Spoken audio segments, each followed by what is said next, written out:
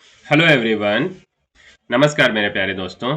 तो आज यार हमारा जो टॉपिक है वो इलेक्ट्रिक फील्ड से रिलेटेड है और NCERT line by line series हम लोग शुरू किए हुए हैं। तो चलिए शुरू करते हैं अपने वीडियो को और देखते हैं कि इलेक्ट्रिक फील्ड के अंदर क्या क्या है एनसीईआरटी के अंदर।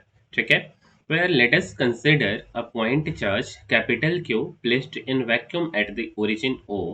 If we place another point charge a small q at a point P where OP equal to R, then the charge capital Q will exert a force on a small q as per Coulomb's law.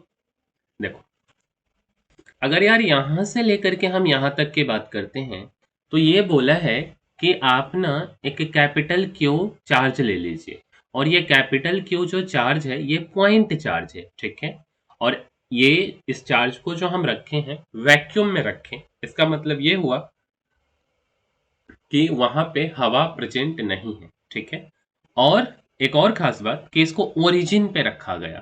तो origin का क्या मतलब होता है, जैसे ये अगर हमारा कोऑर्डिनेट एक्सिस है, एक्स एक्सिस, जैसे इसको हम बोलते हैं एक्स और इसको हम बोल दिए एक्स डैश, ऊपर वाला हो गया वाई, ये वाई डैश है ना। तो ये वाला जो पॉइंट है यहीं पे क्यू को रखा गया है, यहाँ पे क्यू को रखा गया है। ठीक है। अच्छा, अब मान लीजिए ना कि हम एक छोटा सा स्मॉल क्यू चार्ज कहीं पॉइंट पी पे रख देते, ये है पॉइंट पी और यार यहाँ पे मैंने स्मॉल क्यू चार्ज रख दिया। ठीक है। अब ये ओरिजिन ओ पी, ओ से लेकर के पी तक का जो डिस्टेंस है ये कितना है, आर है। ठीक है। तो जो कैपिटल क्यू चार्ज है वो स्मॉल क्यू चार्ज पे फोर्स लगाएगा, किसके अकॉर्डिंग, तो कूलम्स लॉ के अकॉर्डिंग। इतना सा बात अभी तक हम बताए आपको। ठीक है। चलिए आगे बढ़ते हैं।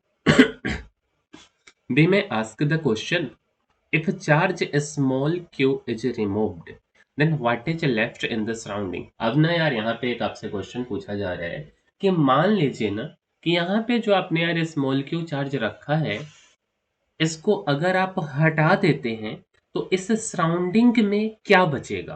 क्या, ध्यान से सुनिएगा। अगर आप स्मॉल क्यू जो चार्ज है, स्मॉल क्यू चार्ज को अगर आप हटा देते हैं तो इस सराउंडिंग में क्या बचेगा मतलब। ठीक है। अच्छा, वही बोल रहा है कि इज देयर नथिंग, क्या कुछ नहीं बचेगा।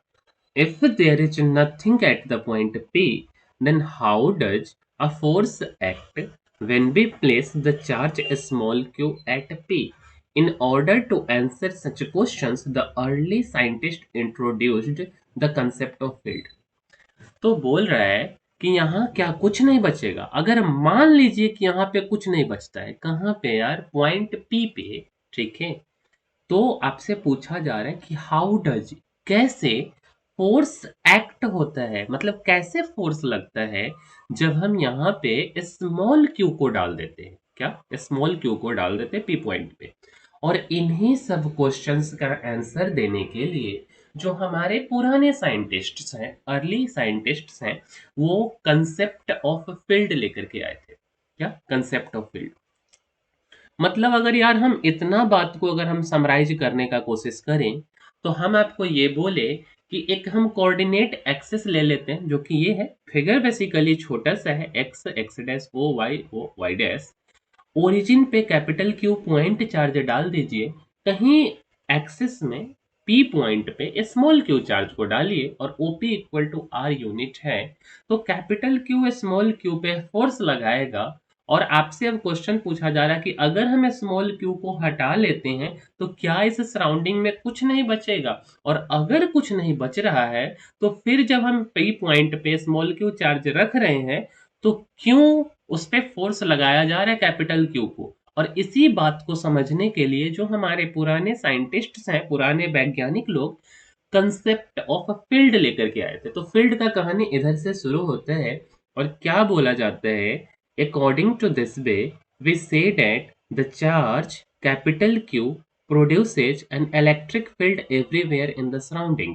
When another charge, a small q, is brought at some point, the field there acts on it and produces a force. The electric field produced by the charge capital Q at a point R is given as, देखिए क्या बोला, बोला कि हम लोग ऐसा कह सकते हैं कि जो चार्ज है, पहले इसको तो आप अंडरलाइन कर लीजिए, फिर हम आपको समझाते हैं इसका एक्चुअल सा मतलब, ठीक है। When another charge, a small q, is brought at some point P, the field there acts on it and produces a force. The electric field produced by the charge capital Q at a point R is given as, देखिए अब देखिए क्या बोल रहा है कि जैसे मान लीजिए कि जो चार्ज कैपिटल क्यू है ना, जो चार्ज कैपिटल क्यू ओरिजिन पे आप रखे हैं, ये अपने सराउंडिंग में इलेक्ट्रिक फील्ड को प्रोड्यूस करते हैं। क्या करता है? अपने सराउंडिंग में इलेक्ट्रिक फील्ड को प्रोड्यूस करता है एवरीवेयर इन द सराउंडिंग। जब हम कोई दूसरा स्मॉल चार्ज स्मॉल क्यू लेकर के आते हैं किसी पॉइंट पी पे, तो वहां पे फील्ड लगता है, the field there acts on it, और उसके कारण एक फोर्स प्रोड्यूस हो जाता है। और जो इलेक्ट्रिक फील्ड प्रोड्यूस्ड होता है, तो जो चार्ज के द्वारा जो इलेक्ट्रिक फील्ड प्रोड्यूस्ड हुआ है, means the electric field produced by the charge capital Q at a point R, ठीक है। ये जो यार डार्क लाइन है ना, ये वेक्टर को रिप्रेजेंट करता है, इसको हम ऐसे बोल सकते हैं वेक्टर आर। जैसे हम ओपी जो बोल रहे थे ना, ओपी को भी हम वेक्टर आर बोल देते, ठीक है। तो बोल रहा है कि एट अ पॉइंट आर, मतलब वेक्टर आर के लिए बात कर रहा है, it's given as E r equal to 1/4πε0, ठीक है, q upon are square, means की डिस्टेंस का स्क्वायर, और आर कैप जो कि यूनिट वेक्टर होता है। तो ये वाला फॉर्मूला है इलेक्ट्रिक फील्ड का। बस कूलम्स लॉ से ये थोड़ा सा डिफरेंट है, स्मॉल क्यू यहाँ पे नहीं आया है, ठीक है। और इसको वेक्टर फॉर्म में ही लिखा गया है, E r equal to electric field E r vector equal to 1/4πε0 q upon are square are cap, ठीक है। ये बात ध्यान में रखिएगा। अच्छा, ये जो आर कैप है इसको लिख लीजिए कि जो आर कैप है ना मेरे भाई, ये यूनिट वेक्टर को रिप्रेजेंट करता है। आर कैप यूनिट वेक्टर को रिप्रेजेंट करता है, और जो आर कैप का वैल्यू होता है वो क्या होता है, तो vector R divided by magnitude of vector R. ध्यान रखिएगा, जो यूनिट वेक्टर होते हैं वो vector R divided by magnitude of vector R, इसको आप ऐसा भी लिख सकते हैं, वेक्टर आर अपॉन आर, ये भी लिख सकते हैं, ठीक है। चलिए, यहाँ दिया भी है वैसे कि R cap equal to vector R, ये डार्क वाला वेक्टर आर अपॉन आर, ये एक यूनिट वेक्टर है from the origin to point R, ठीक है। आर कैप क्या है? तो आर कैप जो है, ये जो आर कैप है ये क्या है, तो यूनिट वेक्टर है। कहां से? ओरिजिन से पॉइंट आर तक। कहां तक? ओरिजिन से पॉइंट आर तक, ठीक है। चलिए, तो ये जो आपका इक्वेशन 1.6 है, specifies the value of the electric field for which each value of the position vector R. क्या बोल रहे हैं कि आपका जो इक्वेशन 1.6 है ये स्पेसिफाई करता है, ये बताता है कि जो इलेक्ट्रिक फील्ड का वैल्यू है for each value of the position vector R, position vector are के हर एक वैल्यू के लिए, ठीक है। अच्छा, the word field signifies how some distributed quantity which could be a scalar or a vector varies with position। क्या बोल रहा है, इस बात को ध्यान दीजिए कि जो फील्ड शब्द है ना यार, फील्ड शब्द जो है ये क्या चीज को सिग्निफाई करता है, किस चीज को बताता है, कि कैसे कुछ distributed quantity in the sense scalar, वो डिस्ट्रीब्यूटेड क्वांटिटी स्केलर भी हो सकता है और वेक्टर भी हो सकता, पोजीशन के साथ वेरी करता है, वेरीज विथ पोजीशन, ठीक है। ये उतनी काम की नहीं है बातें, लेकिन हम इसका क्वेश्चन बनाने में जरूर इन सब बातों का यूज हो सकता है, जिसके लिए हम अलग से थ्योरी पढ़ेंगे। बट जो एनसीईआरटी में दिया है हम उस चीजों को, उसका क्रक्स निकालने का कोशिश करें, ठीक है। आगे बढ़िए। The effect of the charge has been incorporated in the existence of the electric field be obtain the force capital F exerted by a charge capital Q on a charge small q h। क्या बोल रहा है कि जो effect है, जो प्रभाव है किसका? चार्ज का, ठीक है, हैज बिन इनकॉर्पोरेटेड, इसको इनकॉर्पोरेट किया गया है इलेक्ट्रिक फील्ड के प्रेजेंस में। क्या चीज? इलेक्ट्रिक फील्ड के प्रेजेंस में, और यहां से हम लोग फोर्स प्राप्त करते हैं। और किसके द्वारा फोर्स लग रहा है? तो भाई मेरे बड़े वाले चार्ज कैपिटल क्यू के द्वारा छोटे क्यू पे लगाया जा रहा है, ठीक है। और जो फोर्स का फॉर्मूला है which is 1/4 pi epsilon naught capital Q small Q R square upon R cap, sorry R cap, है ना। तो इस बात को हम हाईलाइट कर देते हैं कि जो force F exerted by a charge capital Q on charge small Q, वो क्या आया है, तो ये वाला वैल्यू आया है, ठीक है। तो इसको हम हाईलाइट कर दिए हैं, ठीक। अच्छा चलिए आगे बढ़ते हैं। आगे क्या बोल रहा है कि note that the charge small Q also exert an equal and opposite force on the other charge capital Q. एक बात ध्यान में रखिएगा, जैसा कि यार हम लोगों को क्या लगता है कि जो कैपिटल क्यू है, जो बड़ा वाला है, वही छोटे वाले को मतलब फोर्स लगाएगा। जैसे होता है ना कि बड़ा आदमी छोटे आदमी को पीट दिया, ऐसा कुछ कर दिया। हम लोगों को जनरली यहाँ पे क्या लग रहा है कि जो कैपिटल क्यू है वो ही स्मॉल क्यू पे चार्ज लगा रहा है। लेकिन ये खास बात एनसीईआरटी में नोट करके दिया है कि जो स्मॉल क्यू है वो इक्वल और अपोजिट फोर्स लगाएगा किस पे, कैपिटल क्यू वाले चार्ज पे। तो इस लाइन को भी आप अंडरलाइन कर लीजिए, क्योंकि ये नोट में दिया है, क्या दिया है कि जो चार्ज स्मॉल क्यू है ये भी also exert an equal and opposite force on the charge capital Q, ठीक है। इस बात को ध्यान में रखिएगा। आगे बढ़ते, the electrostatic force between the charge capital Q and small Q can be looked upon as an interaction between the charge small Q and the electric field of the capital Q and vice versa. देखिए क्या बोल रहा है कि जो electrostatic force है charge capital Q और small Q के बीच में, इसको हम लोग ऐसे भी देख सकते हैं कि ये इंटरएक्शन है किसके किसके बीच में, बिटवीन स्मॉल चार्ज, मतलब जो चार्ज है स्मॉल क्यू और जो इलेक्ट्रिक फील्ड है फील्ड ऑफ कैपिटल क्यू, ठीक है। या हम बोल सकते हैं इसका वाइस वर्सा, इसका अपोजिट भी बोला जा सकता है, ठीक है। If we denote the position of charge small q by the vector r, it experiences a force capital F equal to the charge q multiplied by the electric field at the location of q। that देखिए ये बात बोल रहा है कि जैसे ना आपको एक फॉर्मूला क्या चीज का मिला है, तो इलेक्ट्रिक फील्ड का मिला, दूसरा फॉर्मूला आप फोर्स का मिला। तो इलेक्ट्रिक फील्ड का जो फॉर्मूला मिला, देखिएगा थोड़ा सा हम बैक आते हैं, जो इलेक्ट्रिक फील्ड का फॉर्मूला है वो 1/4 pi epsilon naught Q upon are square are cap, और जो फोर्स का फॉर्मूला है वो क्या है, स्मॉल क्यू केवल इसमें मल्टीप्लाई हो रहा है। तो यही बात ये लाइन बोल रहा कि क्या हम F इक्वल टू लिख सकते हैं इलेक्ट्रिक फील्ड वेक्टर आर और into small Q, electric field vector R into small Q, या इसी चीज को क्यू और ई आर लिख दिया, है ना। तो इस बात में बहुत ज्यादा परेशान होने की जरूरत नहीं है कि अगर हमको फोर्स निकालना है तो हम स्मॉल क्यू को मल्टीप्लाई कर देंगे इलेक्ट्रिक फील्ड के साथ, तो हमारा फोर्स निकल जाएगा, ठीक है। अच्छा फोर्स वेक्टर निकल जाएगा बेसिकली। अब ना हम थोड़ा सा आते हैं SI unit of electric field. SI unit क्या होगा इलेक्ट्रिक फील्ड का यार, तो न्यूटन पर कूलम, क्योंकि हम फोर्स की बात कर रहे हैं, ठीक है। तो जब हम फोर्स की बात कर रहे हैं, क्योंकि यहाँ फोर्स का भी कहानी आ गया है, तो इलेक्ट्रिक फील्ड का जो एसआई यूनिट होगा वो क्या होगा। अगर हम यहाँ से एक लाइन अगर आपको और लिखने का कोशिश करें मेरे भाई, तो ई आर इक्वल टू क्या होगा, ध्यान दीजिए। तो ई आर इक्वल टू होगा एफ आर और डिवाइडेड बाई क्यू।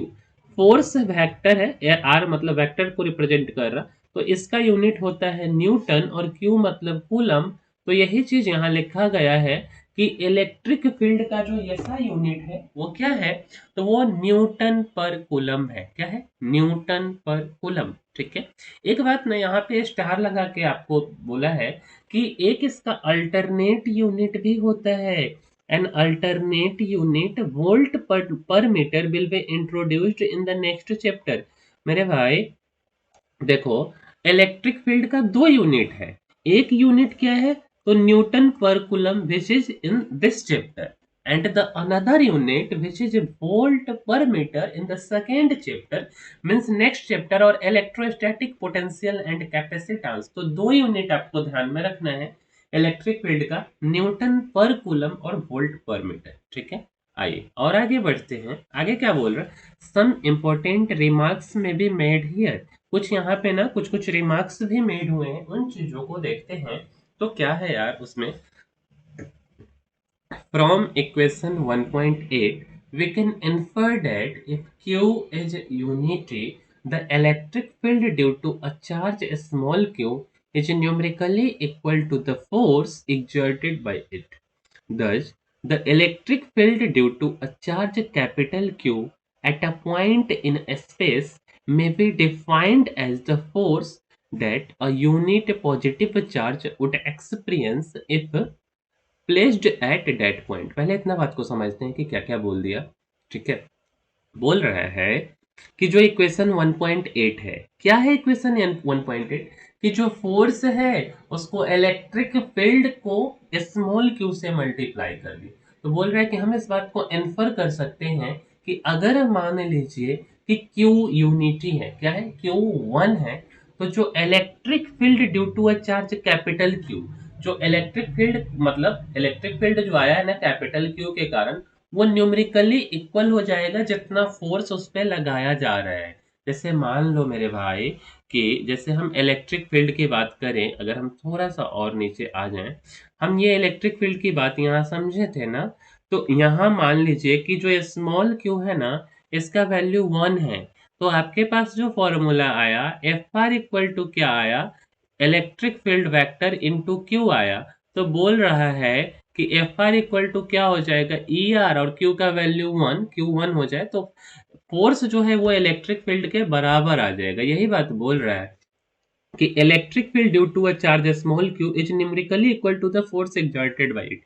ये बहुत ही अच्छा सा बात आपको बताया है। ठीक है, तो इस बात को आपको क्या करना है कि हाईलाइट कर लेना है। ठीक है, अच्छा आगे बढ़ते हैं। बोल रहे दर्ज जो electric field due to a charge capital Q, जो कैपिटल क्यू चार्ज के कारण इलेक्ट्रिक फील्ड क्रिएट हुआ है, कहाँ पे, किसी एक पॉइंट पे स्पेस में, उसको हम ऐसे भी डिफाइन कर सकते हैं कि the force that a unit positive charge would experience, वह फोर्स जो कि यूनिट पॉजिटिव चार्ज एक्सपीरियंस करता है, अगर हम उसको उस पॉइंट पे डाल दें। क्या, फिर से इसको पहले हाईलाइट कीजिए कि that the electric field due to a charge capital Q, उसको कलर पहले हम चेंज कर लेते हैं। ठीक है, पहले इसको हाईलाइट कीजिए, ये बहुत अच्छा सा बात है कि the electric field due to a charge capital Q at a point in space may be defined as the force that a unit positive charge would experience if placed at that point।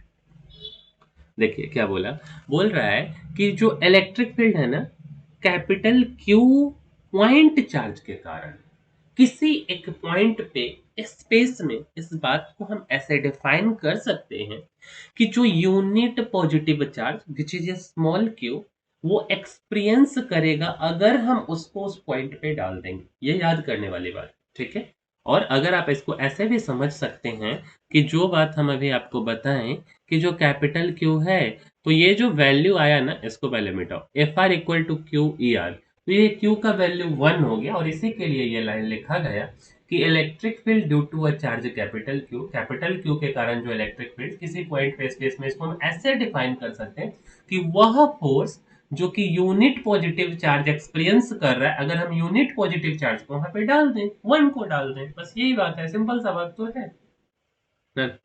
यार कोई कोई line ऐसा होता है ना जिसको आप एक बार पढ़ के नहीं समझ सकते, तो उस लाइन को हमको थोड़ा सा डीपली 2-3 बार पढ़ते हैं, है ना। तो इसमें बहुत ज्यादा टेंशन लेने वाली बात नहीं है। आगे देखते हैं, आगे क्या है। The charge capital Q which is producing the electric field is called a source charge, and the charge small q which tests the effect of a source charge is called test charge। बोल रहा है कि जो charge है आपके पास में capital Q, ठीक है, वो क्या कर रहा है, इलेक्ट्रिक फील्ड को प्रोड्यूस कर रहा है। क्या कर रहा है, इलेक्ट्रिक फील्ड को प्रोड्यूस कर रहा है। तो इसको हम क्या बोलेंगे, सोर्स चार्ज बोलेंगे। और जो स्मॉल चार्ज है, स्मॉल क्यू चार्ज है, वो क्या कर रहा है, टेस्ट कर रहा है क्या चीज को, तो सोर्स चार्ज के इफेक्ट को, इलेक्ट्रिक फील्ड को, इसलिए हम इसका नाम क्या दे दिए, टेस्ट चार्ज दे दिए। Note that the source charge capital Q must remain at its original location. However, if a charge small q is brought at any point around capital Q, Q itself is bound to experience an electrical force due to a small q and will tend to move। A way out of this difficulty is to make q, small q, negligibly small. The force capital F is then negligibly small, but the ratio F upon Q is finite and defines the electric field E equal to limit Q tends to 0 F upon Q. क्या बोल रहा है कि एक बात यहाँ पे आप नोट कीजिए, और क्या आपको नोट करना है कि जो सोर्स चार्ज कैपिटल क्यू है वो मस्ट रिमेन कहाँ होगा, अपने ओरिजिनल लोकेशन पे जहां वो पहले है। हालांकि अगर मान लीजिए कि स्मॉल क्यू चार्ज को अगर हम किसी पॉइंट पे ले आए अराउंड क्यू, मतलब note that the source charge capital q must remain इतना, however if a charge small Q is brought at any point around q, q के नजदीक किसी पॉइंट पे ले आते हैं, तो Q जो है मीन्स की कैपिटल Q इट सेल्फ ये बाउंडेड है इलेक्ट्रिकल फोर्स एक्सपीरियंस करने के लिए, किससे, स्मॉल Q के कारण, और वो मूव कर जाएगा। क्या हो जाएगा, मूव कर जाएगा। कौन, बड़ा वाला Q। जैसे इस बात को हम ऐसे समझते हैं, इतना सा घुमाने की जरूरत नहीं है। ये है कैपिटल Q और यहाँ कहीं पे स्मॉल Q रखा गया। हम इस कैपिटल Q को अगर यहाँ ले आए तो ये जो बड़ा वाला Q है ये ना, इसको एक इलेक्ट्रिकल फोर्स लगेगा, हो सकता है कि ये थोड़ा सा पीछे मूव कर जाए, कहीं मूव कर जाए। तो इस प्रॉब्लम को सॉल्व करने के लिए a way out of this difficulty is to make q negligibly small. तो इस प्रॉब्लम को सॉल्व करने के लिए जो ये छोटा सा क्यू है इसको ना बहुत, इसके वैल्यू को बहुत कम कर दिया गया, मतलब नेग्लिजिबल कर दिया गया। क्या कर दिया गया, नेग्लिजिबल। अब मान ले कि यार मेरे पास जैसे होता है ना कि सांप होता है, ठीक है। अब मान लीजिए कि सांप है, सांप के पास विष है तो वो काट लेगा, है ना। अगर उसका जो है कि क्या बोलते हैं, दांत तोड़ दे, विष निकाल ले, कुछ ऐसा कुछ कर दे, तो उसको फिर छोड़ दीजिए, वो कोई कुछ इफेक्ट नहीं करेगा किसी भी इंसान को। तो सिमिलरली ये बोल रहा है कि अगर हम स्मॉल क्यू को कैपिटल क्यू के नजदीक ला देंगे तो कैपिटल क्यू एक फोर्स एक्सपीरियंस करके मूव कर जाए, है ना। तो इसलिए ये क्यू के वैल्यू को बहुत कम कर देते और नेग्लिजिबली स्मॉल कर देते। तो जो फोर्स से एफ है वो भी बहुत कम लगेगा, लेकिन जो एफ अपॉन क्यू का रेशियो है वो फाइनाइट होगा और वो इलेक्ट्रिक फील्ड को डिफाइन करेगा, विच मीन्स कि एफ अपॉन क्यू और क्यू टेंड्स टू जीरो। ठीक है, क्यू टेंड्स टू जीरो, ये बात। चलिए आगे बढ़ते। अब प्रैक्टिकल वे टू गेट, देखते और आगे कितना सा है, अभी तो काफी सारा है कथा यहाँ पे, है ना। चलिए तो थोड़ा सा फास्ट निकालते हैं यहाँ से।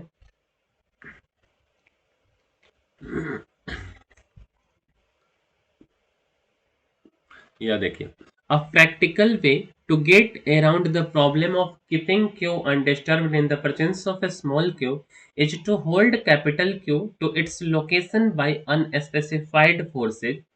This may look strange, but actually this is what happens in the practice. देखिए, इतना बात मैं ये बोला कि अगर ना आपको प्रैक्टिकल में, मतलब प्रैक्टिकली ये काम करना है, इस समस्या को सॉल्व करना है, तो आपको ना कैपिटल क्यू को क्या कीजिए कि अनडिस्टर्ब्ड रखना है स्मॉल क्यू के प्रेजेंस में। तो आप ऐसा कीजिए ना कि जो कैपिटल क्यू है उसको कोई एक ऐसा फोर्स दे दीजिए जिससे कि वो, मतलब स्मॉल क्यू उसके नजदीक लाए तो कैपिटल क्यू पे कोई प्रभाव ना पड़े। ये आपको थोड़ा सा आश्चर्यचकित कर सकता, बट एक्चुअल में यही होता है, मतलब प्रैक्टिस में। When we are considering the electric force on a test charge small q due to a charged planar sheet which is in section 1.14, आगे आएगा, the charges on the sheet are held to their locations by the forces due to the unspecified charge constituents inside the sheet। बोल रहा है कि मान लीजिए कि we are considering, जब हम कंसिडर करते हैं इलेक्ट्रिक फोर्स, कहाँ पे लग रहा है, टेस्ट चार्ज स्मॉल क्यू पे, किसके कारण, तो यार चार्ज प्लानर सीट, आगे आएगा तो आगे इस पे डिटेल विस्तार से चर्चा करेंगे, है ना।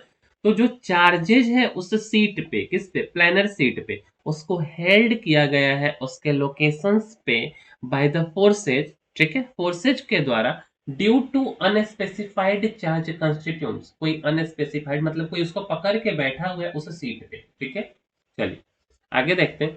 Note that the electric field E due to capital Q thou defined operationally in terms of some test charge small q is independent of a small q.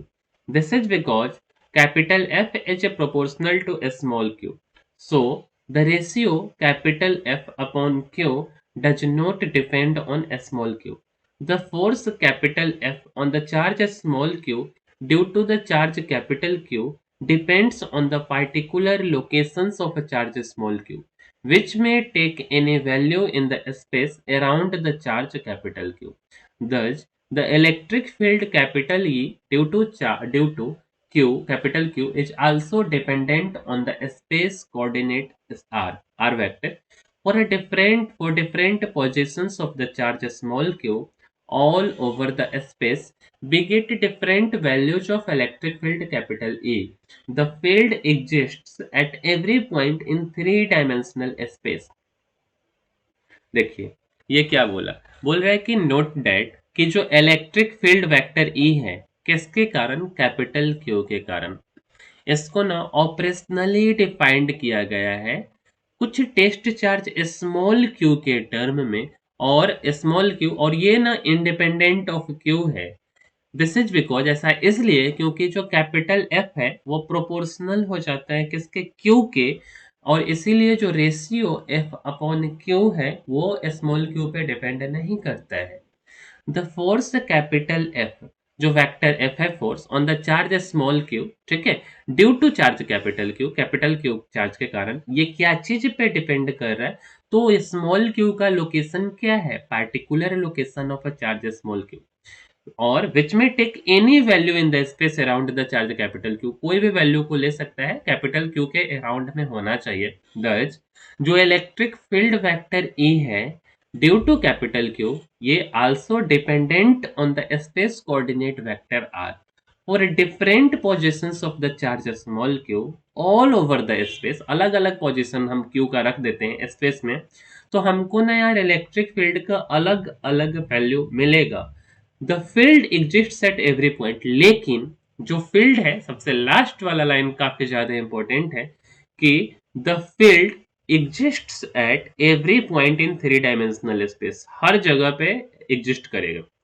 और एक इस लाइन को भी अंडरलाइन कर लीजिए कि for different positions of the charge small Q all over the space we get different values of the electric field E. ठीक है, अच्छा आगे बढ़ते हैं। For a positive charge, the electric field will be directed radially outward from the charge. On the other hand, if the source charge is negative, the electric field vector at each point points radially inward. यार ये वाला जो line है ये board exam से लेके हर जगह पे आता है, तो पहले तो इसको हम अंडरलाइन कर लेते हैं, ठीक है, फिर हम इसको समझाते हैं। बोल रहा है कि अगर हम पॉजिटिव चार्ज की बात करते, जैसे मान लीजिए हम प्लस क्यू की बात कर रहे, तो जो इलेक्ट्रिक फील्ड होगा ना ये बाहर की तरफ होगा, रेडियली आउटवर्ड, ऐसा कुछ होगा। ऐसा फिगर भी है ऊपर देख सकते हैं आप, है ना, हम दिखाते हैं आपको।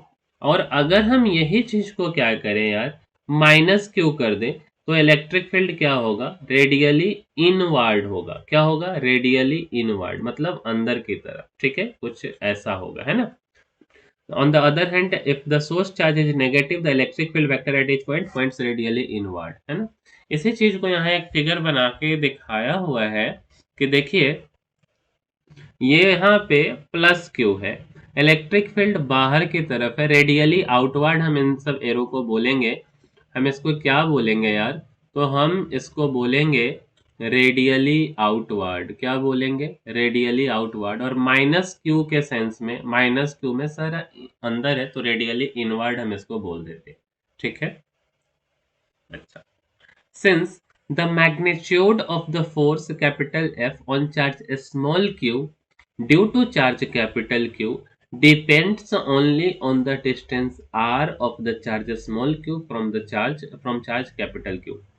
The magnitude of the electric field E will also depend only on the distance r. Thus, at equal distances from the charge capital Q, the magnitude of its electric field E is same. The magnitude of electric field E due to a point charge is thus same on a sphere with the point charge at its center. In other words, it has spherical symmetry. क्या बोल रहा है कि जो magnitude है किसका, force capital F का on charge small Q small Q charge पे, किसके कारण? कैपिटल क्यू स्मॉल क्यू पे फोर्स लगा रहा है और उस फोर्स का जो मैग्नीट्यूड है वो क्या चीज पे डिपेंड कर रहा है? तो डिपेंड ऑन डिस्टेंस पे। कहां से? तो कैपिटल क्यू से स्मॉल क्यू का क्या दूरी of the charge small Q from charge capital Q. The magnitude of electric field का जो मैग्नीट्यूड है ई, ये भी क्या चीज पे डिपेंड करता है? तो डिस्टेंस आर पे डिपेंड करता है। काफी अच्छा बात है ये, ठीक है। इसको भी आप अंडरलाइन कीजिए। अच्छा in the sense exam point of view से इंपॉर्टेंट है। मतलब ये बोला कि जो इलेक्ट्रिक फील्ड और जो फोर्स है दोनों डिस्टेंसेज पे डिपेंड करता है, जो कैपिटल क्यू से स्मॉल क्यू पे लग रहा है। दस अगर हम इक्वल डिस्टेंसेज की बात कर ले from the charge capital Q, तो मैग्नीट्यूड जो होगा इलेक्ट्रिक फील्ड ई वो सेम होगा किससे? फोर्स से। The magnitude of electric field E due to a point charge is the same on a sphere with the point charge at its centre. मतलब मान लीजिए ना कि हम यहाँ पे कैपिटल क्यू डाल देते हैं और कहीं यहाँ पे स्मॉल क्यू डाल दिए, कहीं यहाँ पे डाल दिए, कहीं यहाँ डाल दिए, कहीं यहाँ डाल दिए, तो इसके बारे में बोल रहे हैं कि जो इलेक्ट्रिक फील्ड का मैग्नीट्यूड है, the magnitude of electric field E vector due to a point charge, मतलब capital q is the same on the sphere, ये पूरे स्फीयर पे सेम होगा with the point charge at its centre. दूसरे शब्दों में बोले तो ये स्पेरिकल सिमेट्री है, मतलब सारे जगह पे सेम लगेगा बेसिकली, ठीक है। सिमेट्री का मतलब क्या होता है कि जब अगर हम इसको कट कर दे या जैसे हाफ में कट कर दे तो क्या होगा, ये पूरा पूरा ओवरलाई कर जाएगा, तो ये बात बोल रहा है, ठीक है।